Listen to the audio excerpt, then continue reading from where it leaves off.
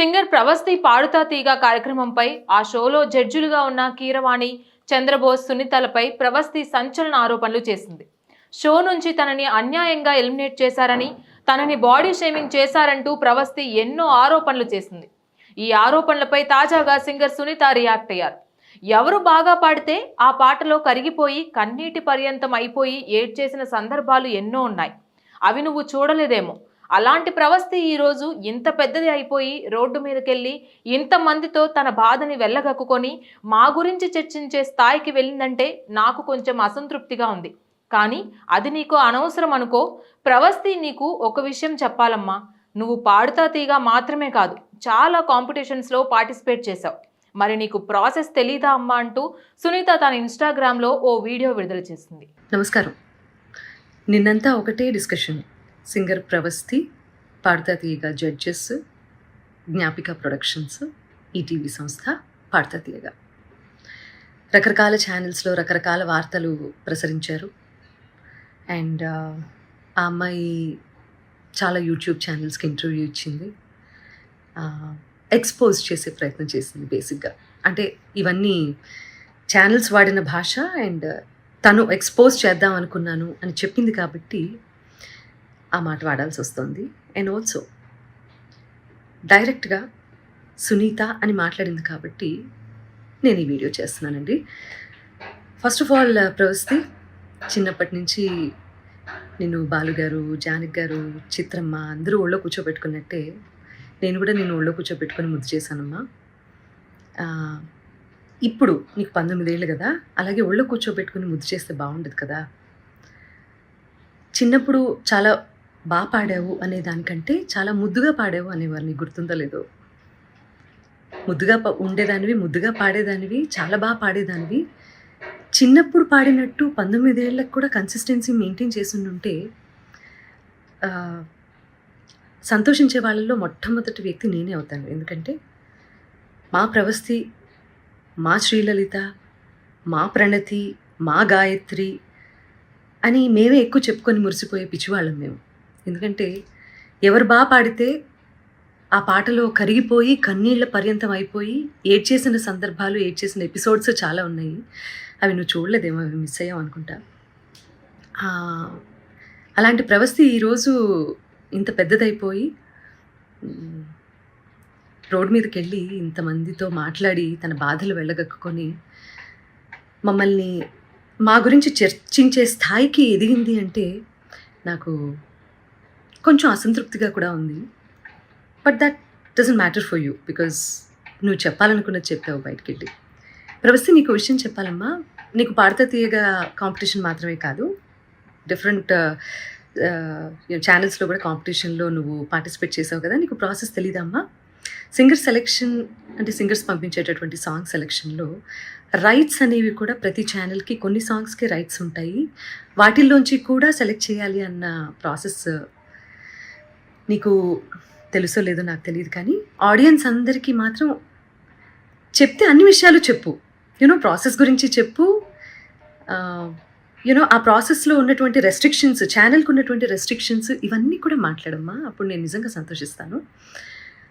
So ఛానల్కి అండి couple of restrictions ఉంటాయి. మ్యూజిక్ని డిప్లాయ్ చేయడానికి, అంటే మ్యూజిక్ని వాడుకోవడానికి అన్ని పాటలకి రెస్ట్రిక్షన్, అన్ని పాటలకి లీనియన్స్ ఉండదు. కాబట్టి ఏంటంటే వీళ్ళు ఇచ్చే పార్టిసిపెంట్స్ ఇచ్చే సాంగ్ లిస్ట్లో వేటికైతే రైట్స్ ఉంటాయో అవి మాత్రమే కాంపిటీషన్లో పాడాల్సి ఉంటుంది. అవి నచ్చ చెప్తాను కూడా ప్రతిసారి. నచ్చ చెప్తా అంటే నేను కాదండి, మేనేజ్మెంట్. తర్వాత ఎన్నిసార్లు రిపీట్ అయింది అంతకుముందు కాంపిటీషన్లో ఆ పాట అనేది కూడా చూస్తారండి యాజమాన్యము. ఇదంతా కూడా మీకు తర్వాత జ్ఞాపిక వాళ్ళు ఎక్స్ప్లెయిన్ చేస్తారు ఈ ప్రాసెస్ ఎలా సాగుతుంది అనేది. సో నేను ఏ పాట ఇచ్చినా వాళ్ళు వద్దంటున్నారు, నేను ఏ పాట ఇచ్చినా వాళ్ళు వద్దంటున్నారు అని మాత్రమే ఎక్కువసార్లు ప్రొజెక్ట్ చేసింది తను. రీజన్ ఇది అని మీకు తెలియదు కదా, అందుకని చెప్తున్నాను. సో నేను కొరకొరా చూశాను అని చెప్పి అంటున్నావు కదా నాన్న. సో నేను కొరకరా నిన్ను ఎందుకు చూస్తానో, ఎందుకు చూడాల్సిన అవసరం ఏమిటో నాకు అర్థం కాలేదు. అక్కడ ఉన్నటువంటి నేను, కీరవాణి గారు, చంద్రబోస్ గారు నిన్నే ఎందుకు టార్గెట్ చేశామనే విషయం నాకు ఇప్పటికీ ఆలోచించటానికి కూడా నాకు అసలు కనీసం ఆ థాట్ కూడా రావటం లేదు బేసిక్గా. నేను నిన్ను కొరకొర ఎందుకు చూసానో మరి నాకు అర్థం కాలేదు. నువ్వు మర్చిపోయావు అనుకుంటా. నేను నీకు కొన్ని విషయాలు గుర్తు చేస్తాను. ఏంటంటే అమ్మా, క్లాసికల్ రౌండ్‌లోనే అనుకుంటా నీ దగ్గరకొచ్చి మరి నువ్వు కొంచెం అప్సెట్‌గా ఉంటే, ప్రతిదానికి నువ్వు అప్సెట్ అయిపోతావు, ప్రతిదానికి ఇరిటేట్ అయిపోతావు. నీ వాయిస్ అలాంటిది. కొంతమంది ఎమోషన్స్ కంట్రోల్ చేసుకోగలుగుతారు, కొంతమంది కంట్రోల్ చేసుకోలేరు. నేను అమ్మ స్థానంలో ఉన్నాను కాబట్టి నేను అర్థం చేసుకోగలుగుతాను. నీ దగ్గరకొచ్చి మరి మిగతా పార్టిసిపెంట్స్ సాక్ష్యంగా ఉన్నారు తల్లి. ఈ రోజుల్లో ఏంటంటే నువ్వు నా మీద ఇన్ని లిగేషన్స్ వేసావు. ప్రూవ్ చేసుకోవాల్సిన అవసరం కూడా నాకు ఉంది కదా, unfortunately are fortunately what ever it may be. So వాళ్ళందరి మధ్యలో నీకే చెప్పాను వచ్చి, ప్రవస్తి క్లిక్ నడుస్తున్నప్పుడు నువ్వు దాన్ని బేస్ చేసుకొని పాడుతున్నావు. మృదంగం అటు ఇటు అయినా కూడా నువ్వు అప్సెట్ అవ్వాల్సిన అవసరం లేదమ్మా. నువ్వు ఎలా పాడావనేది నాకు తెలుసు, మా అందరికీ అర్థమైంది. అక్కడ కొంచెం మృదంగం నిన్నేదో ఇబ్బంది పెట్టినట్లుంది అని నేను నీ దగ్గరకొచ్చి మాట్లాడాను. అది నువ్వు మర్చిపోయావేమో కానీ నీ మిగతా పార్టిసిపెంట్స్ అందరూ ఏంటో గుర్తుపెట్టుకున్నారు మరి.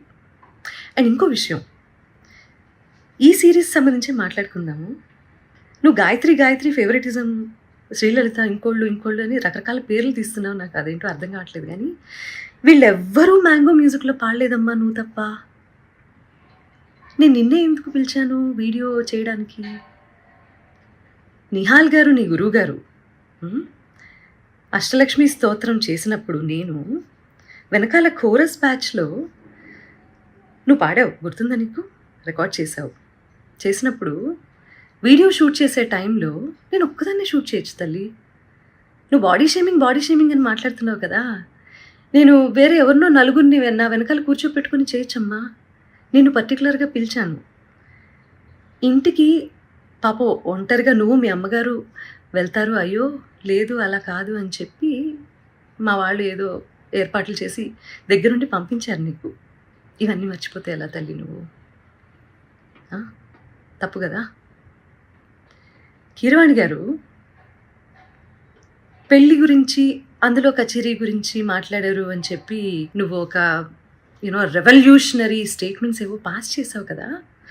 పెళ్ళిళ్ళలో నేను కూడా పాడతాను, ఓకే?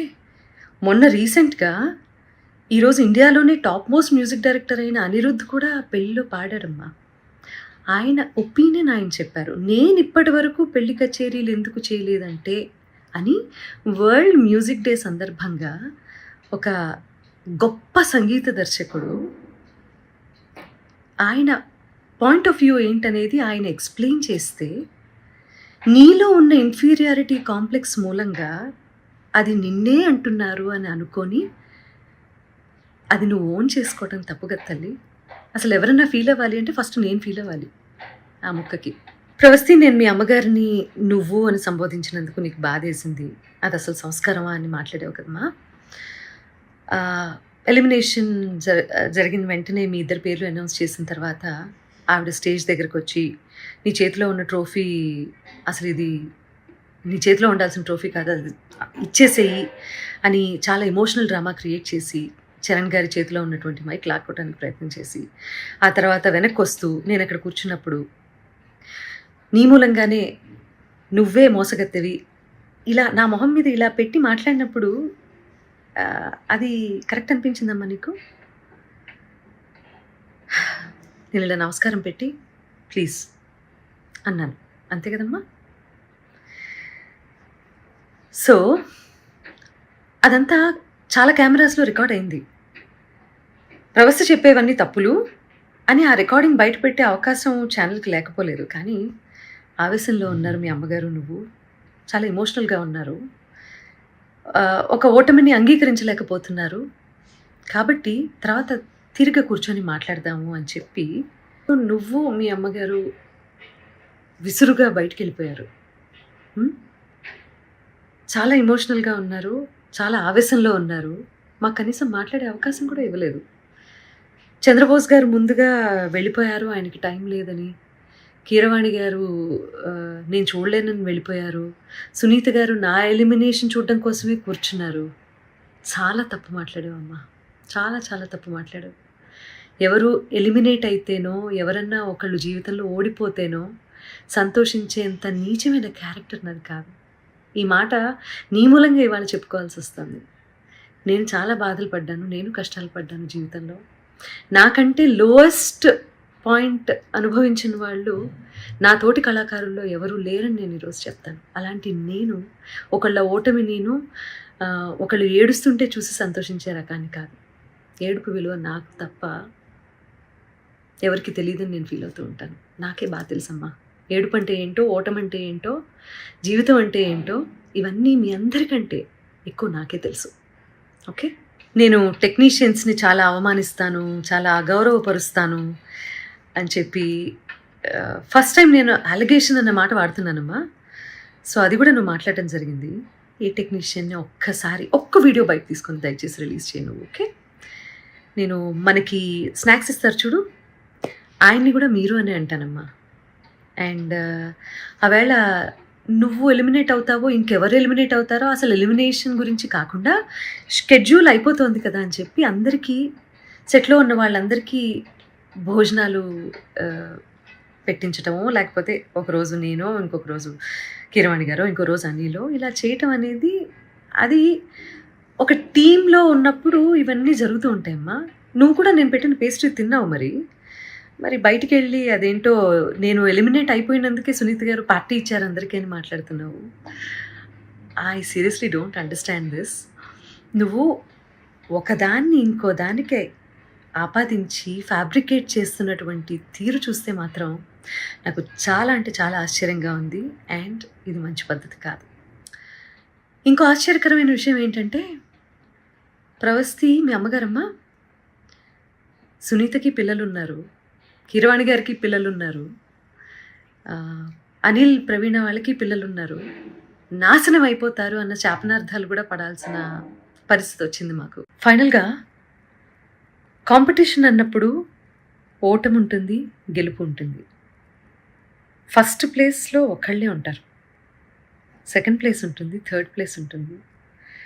అలా అని చెప్పి ఈరోజు ఎలిమినేషన్లో నేను ఓడిపోయాను, లైఫ్లోనే నేను ఓడిపోయాను, నా జీవితం లేదు అని చాలా ఎక్కువగా ఊహించేసుకొని ఓటమిని హుందాగా తీసుకోలేకపోతే లైఫ్లో ఏవి నేర్చుకోవటానికి బ్రెయిన్ ఆ రకంగా పనిచేయదు. సీనియర్స్ అంటే రెస్పెక్ట్ ఉండాలి. అలాంటి రెస్పెక్ట్తోనే మేము ఇన్నాళ్ళు వాళ్ళు ఒక మాట అన్నా కూడా, మా పాటలు పాడించి తీసేసినా కూడా ఇలా ఛానల్స్కి వచ్చి ఎవరూ ఇంటర్వ్యూలు ఇవ్వలేదు. అది మేము మా గురువుల దగ్గర నుంచి మేము నేర్చుకున్నటువంటి విద్య. కాబట్టి ఈ జనరేషన్ అందరూ కూడా దయచేసి చాలా ఓవర్గా రియాక్ట్ అవ్వడం, ఓవర్గా సెన్సిటైజ్ చేసి టాపిక్ని అసలు ఎక్కడ ఇంప్రూవ్ అవ్వాలన్న విషయాన్ని మర్చిపోయి ఇలా బిహేవ్ చేయటం అనేది కరెక్ట్ కాదని చెప్తూ, పేరెంట్స్ కూడా పిల్లల్ని మంచి మార్గంలో, నాన్న నీకు తెలిసింది తక్కువే, తెలుసుకోవాల్సింది ఇంకా చాలా ఉంది అని చెప్పి వాళ్ళని ఎంకరేజ్ చేసే దిశగా మీరు కూడా వాళ్ళతో ఉంటారు అని చెప్పి ఆశిస్తూ, ఎందుకంటే తల్లి తండ్రి తర్వాత గురువు, ఆ గురువు స్థానంలో మా ముగ్గురిని చూసే మీరు కాంపిటీషన్కి వచ్చారు. గెలిచినప్పుడు వచ్చి కాళ్ళకి దండం పెట్టారు, ఓడిపోయినప్పుడు ఇలా బయటికి వెళ్ళి మా గురించి మీకేది నచ్చితే అది మాట్లాడుతున్నారు. ఇది మంచి పద్ధతి కాదు. ఇది ఒక జనరేషన్ డేంజర్లో పడేసేటటువంటి ఒక సిచ్యువేషన్. కాబట్టి ఆచితూచి మాట్లాడండి, ఆచితూచి నిర్ణయం తీసుకోండి. ఒకవేళ మేము ఆల్రెడీ సాధించేశాము లైఫ్లో అని అనుకున్నప్పుడు దయచేసి కాంపిటీషన్కి రాకండి. కాంపిటీషన్కి వస్తే మీరు మంచి మార్కులు తీసుకోవాల్సి వస్తుంది, సలహాలు సూచనలు తీసుకోవాల్సి వస్తుంది. కాబట్టి ఆచితూచి నిర్ణయం తీసుకోండి. ఈ కాంపిటీషన్ ద్వారా చాలామంది ఇది ప్రొఫెషన్ చేసుకొని చాలా ఫ్లరిష్ అవుతున్న వాళ్ళు చాలామంది ఉన్నారు. కాబట్టి నేను వాళ్ళు ఎందుకు బయటకు వచ్చి మాట్లాడటం లేదో, అఫ్కోర్స్ ఈరోజు సోషల్ మీడియాలో కింద కామెంట్సే కదా ఇంపార్టెంట్, వాటికి భయపడుతున్నారేమో నాకు తెలీదు. బట్ వాళ్ళందరూ కూడా వచ్చి మాట్లాడితే బాగుంటుంది. మంచి చేసింది కదా కాంపిటీషన్, మీకు మాట్లాడిన దాని గురించి కూడా. ప్రవస్తి, ఇప్పటికి కూడా నేను నీకు చెప్పేది ఒకటే, మేమందరం నీ మంచినే కోరుకుంటాము. చిన్నప్పటి నుంచి ముద్దు చేసామన్నావు కదా, అలాగే ఇప్పుడు కూడా అదే తల్లి హృదయంతో నీకు చెప్తున్నాను నేను. నువ్వు ఆవేశంలో ఉన్నావు, కొంచెం కూల్గా ఆలోచించి జీవితంలో సరైన నిర్ణయాలు తీసుకొని మంచి గురువు దగ్గర సాధన చేసి మంచి మంచి పాటలు పాడి సంగీత ప్రపంచంలో నీకంటూ ఒక మార్క్ క్రియేట్ చేసుకుంటామని నేను కోరుకుంటున్నాను. ఎందుకంటే దేన్నైనా ఎవరైనా ఆపేంత కెపాసిటీ ఇక్కడ లేదమ్మా. ఎవరి టాలెంట్ని తొక్కేయలేరు, ఆపేయలేరు. అర్థమైందా? దానికి బెస్ట్ ఎగ్జాంపుల్స్ చాలామంది జీవిత చరిత్రలు ఉన్నాయి. వీలైతే నీకు టైం ఉంటే అవన్నీ ఒకసారి చదువు తీరిగ్గా, నీకే అర్థమవుతుంది. Okay, I wish you all the best and please take care. Please subscribe to the channel and download the Politicos app from the links in the description.